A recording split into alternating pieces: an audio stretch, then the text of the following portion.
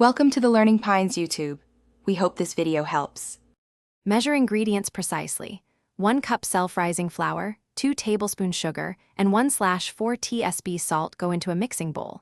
Heat 1 cup water with 2 tablespoon butter until simmering, then pour it over the dry mix and stir until moistened.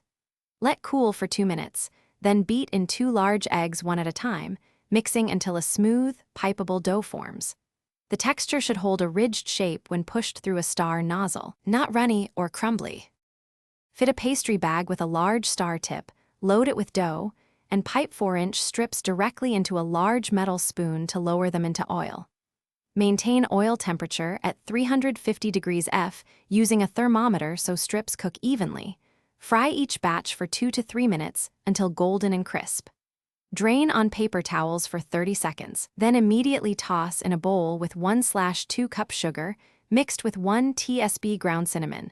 Serve churros warm on a platter with dipping sauces like chocolate sauce or dulce de leche. Spoon sauces into small bowls for easy dipping. If you need to store leftovers, cool completely, then place in an airtight container at room temperature for up to 24 hours, or freeze up to 1 month separated by parchment. To refresh chilled or frozen churros, reheat in a 350 degrees F oven for 5 to 7 minutes until crisp, or refry briefly for extra crunch, then recoat with cinnamon sugar just before serving. Thanks for watching. Consider subscribing if we helped you.